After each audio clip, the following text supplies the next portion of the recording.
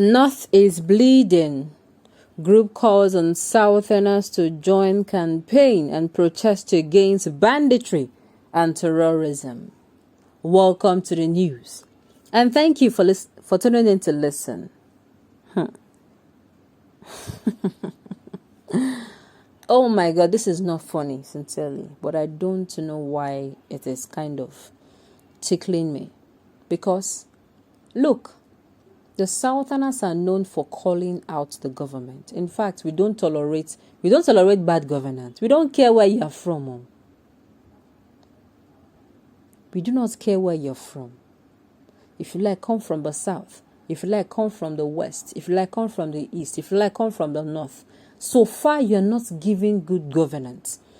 You are, everything they're saying is, all the suggestions, both the masses, both elites, everything is falling on deaf ears. You are not taking corrections. You're not taking suggestions. And it is looking like everything is collapsing under you. The Southerners will always open their mouth and talk. They will talk about it openly. They will drag you. Yes, they will. We don't do he's my brother. No. How can I be dying and I'm saying this is my brother? He is plunging a knife into my heart and I'm still saying he's my brother. I won't talk against him. You don't do that. The Northerners are known to do that. That is why this thing that is happening they waited for it to get to this extent before they started saying it. The Northerners should demand an answer from. They should first of all do this one. Before you say people should join you, let us see your seriousness. You just started, Abi. Do it well. Very well. Do it as in, let it be seen that you are really serious about it before calling on people to join you. And if you do it with all your heart, call out the government. This one is not a matter of, you will do it and you are sugarcoating words. Please, say things as they are. For the sake of those that have died. Because if you don't, you are spitting on their graves. Innocent children, mothers, pregnant, nursing mothers, people that have been raped. You are saying it is good for them. It is even baffling me that the Northerners actually started campaigning and Northern governments came out and said they are better off under Buhari, even with all this insecurity. Some people are just not okay, like they are not fine. And I keep wondering what those people saw in them and voted for them. I've said it to my southern people, please, correct people. Let me say this. It is not a time come next year. It is not a time to vote for somebody because of who was marketed well. I will do the road. I will do this. Please. You can also go to the market and buy a very bad product that they have a very good marketing structure. Yes, it can happen. You can go to the market and because you don't have a clue about the product you want to buy, they will market something to you. Then the free market sheet give you, you go buy it. That's it. So the Northerners are calling on the Southerners. They should show us how serious they are before we join them. So we don't put our head and these people will now remove their head and it will now, the governments now, anything concerning the South, they don't like to calm down. Their blood, it is only when it concerns Southerners that their blood will start boiling. But when it concerns the North, they say it's our people. And yet they will say it's our people. But when it comes to protecting their people, they will not. It is well. Please listen to the rest of the news.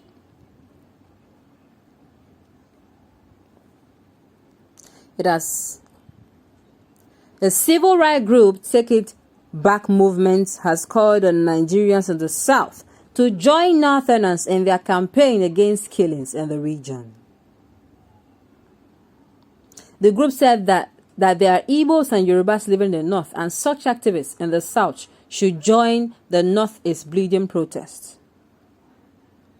TIB said this in a statement issued by its public relations officer, Adeolu Steve, which was made available to Sahara reporters on Tuesday. The statement lamented the massive killings and destructions going on in the North, describing the situation as horrible.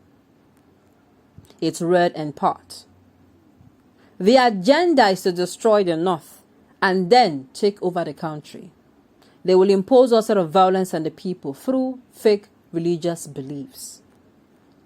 This is why everyone, no matter your ethnicity or religion, must rise in protest to put a permanent end to the massive insecurity and bloodletting that has engulfed the entire North. Some are saying the Northerners should be left alone, but even in Bauchi, Sokoto, Zamfara, and Borno, are there no Igbos and Yorubas who have invested all their livelihoods there? What about the millions of poor people who neither support nor believe in the cruel oligarchy?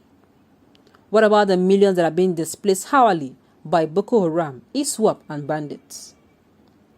If you allow terrorists to take over the North, how safe are others in the South? The best is for all of us to rise, forget our differences, and fight together as one. The majority of Northerners are suffering from the same thing Southerners are suffering from. Nowhere is safe in Nigeria as it is. And there is no part of Nigeria that the government is responsible and not corrupt. So, all of us must come together and fight to secure the North. The group described the North as a significant base of economy, saying that is why the terrorists are more brutal. It further read, the North has also been under a monstrous oligarchy that always tries to divide and rule the North by posing as if the South is the enemy. But when terrorists attack, these wicked rulers are the first to run away. This is the same thing happening in the South. Governors in the East have Ibibago as a security outfit, while those in the West have Amotekun. Yet, the level of insecurity gets higher and higher every day. What this tells us is that all the millions of people must unite from North to South. The group also gave instances of former Nigerian leaders who did not add value to their committees as president, naming Olusegun Obasanjo and Goodluck Jonathan Otta and Otueke in Ogun and Bayelsa State respectively as example. It also described President Muhammad's Buhari hometown Daura and Katsina as being in ruins, saying that confirms that the country leader have nothing to offer their people. It's read further, there is no difference among us really. The reason why the divisions are growing is because our government has failed us at all levels. Most of our rulers care about their pockets than anyone, even their village people. You know, I'm happy. Sincerely, this is giving me some sort of solace because I was saying that these people are not serious. I've ever been for everyone. These people that are dying, they don't deserve it. Those living in fear in the North, they do not deserve it. In fact, no one deserves it. But unfortunately, this has happened to them. My annoyance is only why it took them so long to come out. But thank God they're out. And sincerely, we have to also raise our voices and join it with theirs. On this note, we have come to the end of the news. We say thank you for tuning in to listen. Until I come your way next time. Enjoy the rest of your day.